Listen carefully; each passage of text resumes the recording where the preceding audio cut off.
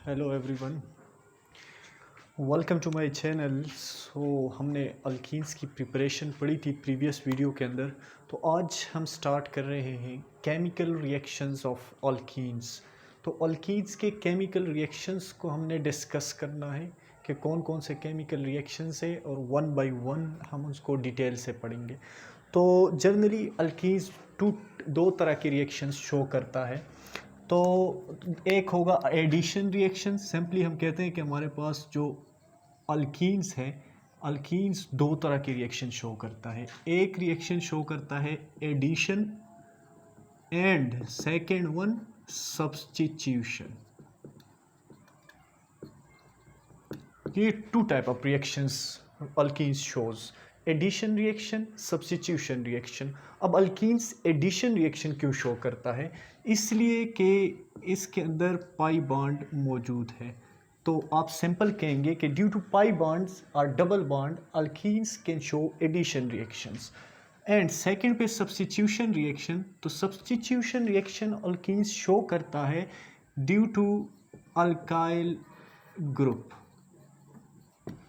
Alkyl group की वजह से अल्कीन्स जो है वो सब्स्टिट्यूशन रिएक्शन शो करते हैं। तो हमने अल्कीन्स के ये दोनों रिएक्शंस डिटेल्स के साथ पढ़ने हैं, लेकिन यहाँ पे सबसे पहले हम स्टार्ट करते हैं एडिशन रिएक्शन। और एडिशन रिएक्शन में आज का जो हमारा टॉपिक है वो है हाइड्रोजिनेशन। हाइड्रोजिनेशन, हाइड्रोजिनेशन किसको कहते हैं? सिंपली हम कहते हैं addition of hydrogen, addition of hydrogen to alkenes. Alkenes के अंदर जब हम हाइड्रोजन को ऐड करेंगे तो ये प्रोसेस क्या कहलाएगा? हाइड्रोजिनेशन। अब यहाँ पे अल्कीन्स के अंदर जब भी हम हाइड्रोजन को ऐड करते हैं तो वो हम ऐड करते हैं in the presence of catalyst. Catalyst की मौजूदगी में हम हाइड्रोजन को ऐड करते हैं अल्कीन्स के अंदर। तो ये प्रोसेस हमारा कहलाएगा कैटालाइटिक हाइड्रोजिनेशन। कैटालाइटिक हाइड्रोजिनेशन,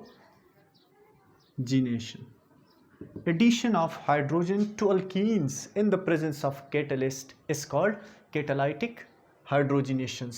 मतलब जर्नल में रिएक्शन लिखता हूँ कि हमारे पास अल्कीन्स हैं, इस अल्कीन्स के अंदर हमने ऐड करना है हाइड्रोजन्स को। तो हाइड्रोजन को कैटलिस्ट की मौजूदगी में हम ऐड करेंगे, कैटलिस्ट।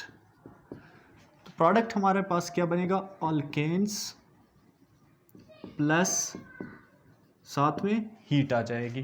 तो ये कैटालाइटिक हाइड्रोजिनेशन होगा। अब ये जो रिएक्शंस है, जो हाइड्रोजिनेशन है, यहाँ पे आप देख सकते हैं ये रिएक्शन क्या है? एक्सोथर्मिक रिएक्शंस है। एक्सोथर्मिक रिएक्शन के अंदर जो हीट होती है वो रिलीज हो जाती है। अब एक्सोथर्मिक रिएक्शन है तो इसके अंदर जो कैटलिस्ट यूज़ होगा वो कैटलिस्ट क्या करेगा? वो कैटलिस्ट रिड्यूस करेगा द एक्टिवेशन एनर्जी। इस रिएक्शन की जो एक्टिवेशन एनर्जी होती है ये बहुत हाई होती है। ये रिएक्शन अगर कैटलिस्ट की एब्सेंस में प्रोसीड किया जाए तो फिर हमें बहुत ही हाई टेम्परेचर रिक्वायर्ड होगी। इस यहाँ पे देख ले, अगर हम बात करें सिर्फ हाइड्रोजन की, तो इस हाइड्रोजन की जो डिसोसिएशन एनर्जी है ये तकरीबन 435 किलो जूल पर मोल होती है। तो इसलिए जो कैटलिस्ट है उस कैटलिस्ट का यूज़ करना बहुत ही इम्पॉर्टेंट है। अगर हम कैटलिस्ट यूज़ करेंगे तो ये जो रिएक्शन है ये रूम टेम्परेचर के अंदर भी प्रोसीड हो सकता है, इसलिए कैटलिस्ट का यूज़ करना लाजमी है।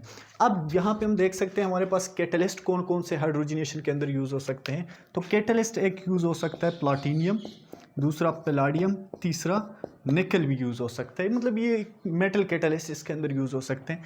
जो मोस्ट सुटेबल कैटलिस्ट हमारे पास होगा वो होगा रेनी निकल कैटलिस्ट। रेनी निकल कैटलिस्ट एक साइंटिस्ट के नेम पे है, और जो एम रेनी एक साइंटिस्ट था, एम रेनी, उसने इस कैटलिस्ट को 1926 के अंदर तैयार किया था।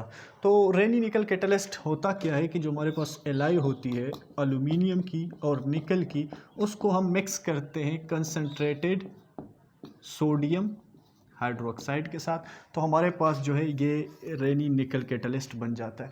अब इस कैटलिस्ट की मौजूदगी में हमने हाइड्रोजनेशन का प्रोसेस करना है, हाइड्रोजन को ऐड करना है अल्कीन्स के अंदर। तो यहाँ पे हम पहले जाते हैं, हमारे पास जो स्टेप 1 होगा, उस स्टेप 1 में हम हाइड्रोजन को रिएक्ट करेंगे मेटल कैटलिस्ट के अंदर। अब इसमें एक और बात कि ये जो कैटलिस्ट है ये यूज़ होंगे, तो ये कैटलिस्ट यूज़ होंगे फाइनली डिवाइडेड फॉर्म के अंदर। डिवाइडेड फॉर्म के अंदर क्यों यूज्ड होंगे? क्योंकि इससे इसका सरफेस एरिया इंक्रीज़ हो जाता है और जो रिएक्शन है वो फास्टली प्रोसीड करता है। तो स्टेप 1 हमारे पास क्या होगा? स्टेप 1 में ये जो मेटल है, इस मेटल को हमने रिएक्ट करना है हाइड्रोजन के साथ। अब metal catalyst plus H2 hydrogen, तो क्या होगा कि ये जो हाइड्रोजन है ये इस मेटल के ऊपर अटैच हो जाएंगे। तो हमारे पास जो प्रोडक्ट बनेगा वो इस तरह बनेगा HH। यहाँ पे जो हाइड्रोजन की एडिशन हो रही है सेम साइड ऑफ कैटलिस्ट पे हो रही है, तो यहाँ पे ये ऐड हो गया। हाइड्रोजन क्यों ऐड हो जाता है? हाइड्रोजन इसलिए ऐड हो जाता है कि ये जो कैटलिस्ट है इसके पास अनपेयर्ड इलेक्ट्रॉन मौजूद होते हैं, और ये जो अनपेयर्ड इलेक्ट्रॉन्स होते हैं ये हाइड्रोजन के इलेक्ट्रॉन्स के साथ पेयर अप हो जाते हैं, पेयर्ड हो जाते हैं। इसलिए जो हाइड्रोजन है वो हाइड्रोजन ऐड हो जाता है to the surface of catalyst. अब स्टेप नंबर 2 क्या होगा? स्टेप नंबर 2 पे आ जाते हैं। स्टेप 2, तो स्टेप 2 हमारे पास जो हाइड्रोजनेशन का है उसमें क्या होगा कि ये जो कैटलिस्ट है जिसके ऊपर हाइड्रोजन अटैच्ड है, इसके ऊपर अल्कीन्स अटैच हो जाएगा। ये अल्कीन्स हैं। अब ये अल्कीन इसके ऊपर अटैच होगा तो यहाँ पे प्रोडक्ट हमारे पास क्या बनेगा? इस तरह का प्रोडक्ट बनेगा HHC। ये देखें, ये इसके साथ अटैच हो गया, ये प्रोडक्ट बन गया। अब नेक्स्ट क्या होगा कि ये जो हाइड्रोजन है इसके बॉन्ड्स यहाँ से ब्रेक होना स्टार्ट हो जाएंगे और ये इस कार्बन के साथ अटैच होना स्टार्ट हो जाएंगे, और यहाँ से ये पाई बॉन्ड ब्रेक जाएगा, टूट जाएगा ये पाई बॉन्ड, और हमारे पास जो प्रोडक्ट बनेगा वो बन जाएगा अल्केन्स,